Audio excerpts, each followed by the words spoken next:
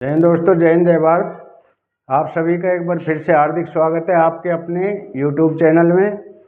साथियों, आज हम बहुत अहम जानकारी लेकर आए हैं कि पेंशन वैलिडेशन कानून से बदले पे कमीशन के मायने। सरकारी तैयारी साफ है, डेट ऑफ रिटायरमेंट के हिसाब से होगा विभाजन। जी हाँ साथियों, पेंशन ने बिल्कुल साफ कर दिया है, सरकार ने साफ कर दिया है कि पेंशन का विभाजन होगा, वैलिडेशन होगा। और वो कानून कौन सा है उसके मैं सारे आपको, इसमें कौन से संविधान में लिखा है, किस संविधान में है, उसकी मैं आर्टिकल में क्या लिखा है वो सारा आपको मैं दिखाऊंगा। अगला है, आखिर ये कंसोलिडेटेड फंड ऑफ इंडिया है क्या, किस किस को पेंशन इस फंड के तहत मिलती है और कौन कौन होंगे प्रभावित। तो इस पर काफ़ी धरने प्रदर्शन हो रहे हैं, बिल पास करने के कह रहे हैं कि इस बिल को वापस लो, इसको कैंसिल करो। अगला है, पेंशन मंत्रालय ने किया जारी डीआर बढ़ोतरी का आदेश। अब अप्रैल में बढ़ोतरी मिलना तय। साथ ही देखें अप्रैल की कितनी पेंशन आएगी खाते में, कितना मिलेगा 3 महीने का 2% के हिसाब से एरियर। इसका मैं आपको चार्ट दिखाऊंगा, क्लियर चार्ट दिखाऊंगा। वैसे बहुत कम किया है 2%, लेकिन जो भी आपका बनता है मैं चार्ट के माध्यम से आपको दिखाऊंगा। तो चलो अभी हम डिटेल में शुरू करते हैं। तो पहला मैं आपको दिखाऊंगा जो संविधान के किस आर्टिकल में लिखा है, क्या लिखा है, ये आर्टिकल दिखाकर आपको समझाऊंगा। देखें ये आर्टिकल, जैसा कि मैं आपको आर्टिकल दिखा रहा हूँ स्क्रीन पर आप देख रहे हैं, क्लियर लिखा है, all India Bharat Sanchar Nigam limited retired executive association central headquarter. तो जैसा कि इसमें आपने लिखा है, देखा है कि प्रेसिडेंट,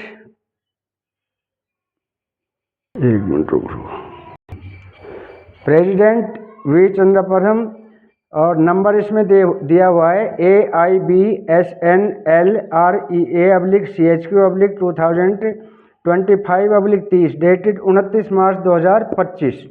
किसको लिखा है? To Shri Narendra Modi, honourable prime minister of India, New Delhi.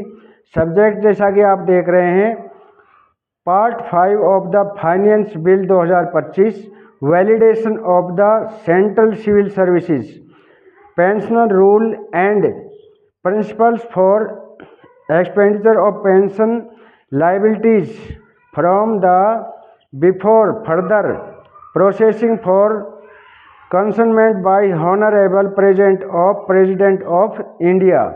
यानी इससे कौन प्रभावित होगा, ये क्लियर है कि इसमें प्रभावित जो हमारे आर्मड फोर्सेज हैं, नेवी और आर्मी है, वो प्रभावित नहीं होंगी। इसमें मैं बताऊंगा कौन कौन प्रभावित होंगे। जैसा कि इसके पैरा नंबर 3 में क्लियर लिखा है, as the honourable finance minister mention about several court cases going on the now that the heritage are over, the decisions taken in 2008, the decision of the government of India on the recommendation of 5th central pay commission are honourable, it is to be assured that it pertains to the case of only section of pensioners versus 5-3 पे scale pensioners. यानी कि जो भी हमारे pensioner है इसमें प्रभावित होंगे, ये गवर्नमेंट ने क्लियर कर चुका है। जैसा कि आगे लिखा है, all the other pre 2006 central government pensioners have got their pension revised in the year 2008 itself. यानी इससे प्रभावित जो होंगे सेंट्रल गवर्नमेंट के कर्मचारी जो हैं, सेंट्रल फोर्स के हैं, आर्मड फोर्स के हैं, आर्मी नेवी के, प्रभावित नहीं होंगे।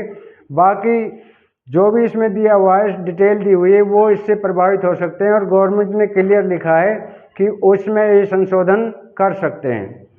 अगला, जैसा कि आप देख रहे हैं, मैं अखबार की कटिंग दिखा रहा हूँ, CCA पेंशन नियम संशोधन विधेयक को वापस लें। यानी धरने प्रदर्शन हो रहे हैं और इस पर काफ़ी ऐतराज़ जताया जा रहा है कि CCA पेंशन नियम संशोधन विधेयक को वापस लें। जो ये आपने पेंशन संशोधन विधेयक बनाया है, इसको वापस लें। जैसा कि आप अखबार की कटिंग में देख रहे हैं, पेंशनर हितों पर कुठराल घात के विरोध में ज्ञापन। तो इसके बाद हम आपको बताएंगे, अभी मैं आपको बताऊंगा कि सरकारी तैयारी साहब तो इसमें संविधान के किस आर्टिकल में किसके लिए क्या लिखा है। अब मैं आपको लिस्ट दिखाऊंगा कि इससे प्रभावित कौन कौन होंगे। आर्मी और नेवी और एयरफोर्स, ये तीनों फोर्स इसमें यानी सेंट्रल गवर्नमेंट एम्प्लॉयज इसमें प्रभावित नहीं होंगे, उनका संशोधन नहीं किया जाएगा। अभी मैं लिस्ट दिखाता हूँ इसमें प्रभावित कौन कौन होंगे, ये लिस्ट देखें। तो इसमें निम्नलिखित व्यय भारत की सचिव निधि पर भारतीय व्यय होगा। पहला, यानी इसका कै भाग देख रहे हैं, राष्ट्रपति की उपलब्धियां और भत्ते तथा उसके पद से संबंधित अन्य व्यय, राज्यसभा के सभापति और उपसभापति तथा लोकसभा के अध्यक्ष और उपाध्यक्ष के वेतन और भत्ते, और ग में है ऋण प्रभार जिसके लिए भारत सरकार उत्तरदायी है, जिसमें ब्याज निरपेक्ष निधि प्रभार और मोचन प्रभार सेवा में मोचन से संबंधित अन्य व्यय शामिल है। घ है उच्चतम न्यायालय के न्यायाधीशों को या उनके संबंध में देय वेतन भत्ते और पेंशन। अगला, संसदीय न्यायालय के न्यायाधीशों और उनके, अगला हम बताएंगे कि पेंशन मंत्रालय ने किया जारी डीआर बढ़ोतरी का आदेश। अब अप्रैल में बढ़ोतरी कितना तय, और साथ ही साथ हम ये भी बताएंगे कि देखें अप्रैल की कितनी पेंशन आएगी खाते में और कितना मिलेगा 3 महीने का 2% के हिसाब से एरियर। ये भी मैं आपको इसका चार्ट दिखाऊंगा। तो अभी मैं तो जैसा कि आप ये ऑफिस मेमोरेंडम देख रहे हैं, आपके सामने जो स्क्रीन पे दिखाई दे रहा है ऑफिस मेमोरेंडम, सब्जेक्ट है इसमें grant of additional installment of dearness relief DR to central government pensioners public family pensioners, revised rate effective from 1/2025, यानी 1/1/2025 से हमें 2% जो डीए है वो उसकी बढ़ोतरी दी जाएगी।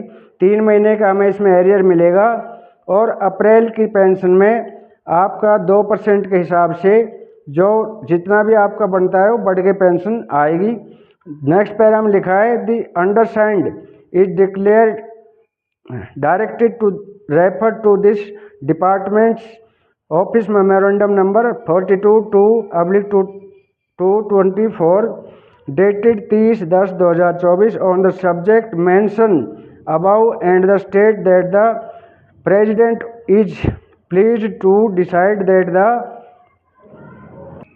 enhance from the existing rate of 53% to 55% of the basic personal pension family pension including additional pension family pension with effect from 1st January 2025। आगे इसमें लिखा है these rates of DR will be applicable to the following categories. किस किस के लिए है वो इसमें दिखाया है, civilian central government public pensioner family pensioner including central government absolute pensioners in PSU announce, यानी इसको किसको मिलेगा, सिविलियन जो भी सेंट्रल गवर्नमेंट में कार्यरत है, पेंशनर है, फैमिली पेंशनर है, उन सभी के लिए एप्लीकेबल होगा। और लास्ट में लिखा है the armed forces pensioners public family pensioners and civil pensioners public family pensioners paid out of the defence service estimated. अभी देखें, अब मैं आपको दिखाऊंगा लिस्ट ऑफ पेंशन एज पर 55% DR and arrear of 3 months, जैसा कि आप स्क्रीन पे देख रहे हैं।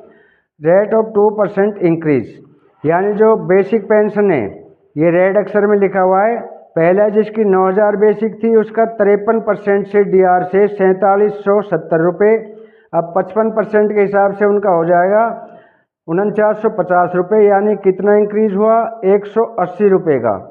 अब उनकी जो पेंशन है वो कितनी हो जाएगी, जो 9000 बेसिक वाले हैं उनकी 13950 रुपये, और 3 महीने का उनको एरियर मिलेगा जैसा कि आप टेबल में देख रहे हैं 540 रुपये।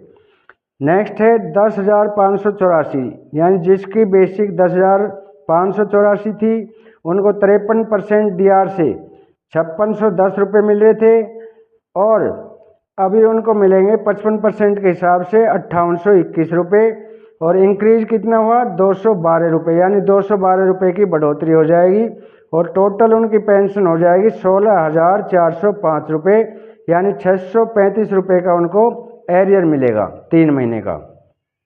अगला है जिसकी 10,748 है, उनकी 53% से 5697 रुपये, 55% से उनकी बढ़ जाएगी 5911 रुपये, यानी बढ़ोतरी उनकी 214 रुपये। और अब उनको पेंशन कितनी मिलेगी, यानी अप्रैल की जो मिलने वाली पेंशन है वो है उनकी 16,659 रुपये, यानी 643 रुपये का उन्हें एरियर मिलेगा 3 महीने का। जिसकी 10,911 रुपये हैं, उनको 53% से एरियर मिल रहा था, डीए मिल रहा था 5783 रुपये, अभी हो जाएगा उनका 6,001 रुपये, और 218 रुपये के उनमें इजाफा हो गया, और अब उनको पेंशन मिलेगी 16,912 रुपये, यानी 3 महीने का एरियर होगा उनको 655 रुपये। और अगला है जिसकी 11,080 रुपये पेंशन थी, उनका 53% से 5873 रुपये, 55% से 6,094, यानी इंक्रीज हुआ उनका, बढ़ोतरी हुई 211 रुपये की।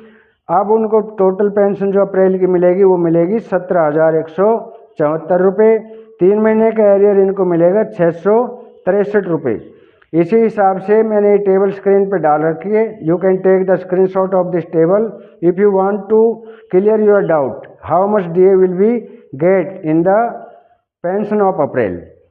तो आज के लिए इतना ही। साथियों, वीडियो अच्छी लगी हो तो वीडियो को लाइक शेयर सब्सक्राइब अवश्य करें, तो ताकि हम नई वीडियो आपके लिए अपलोड कर सकें। जय हिंद, जय भारत।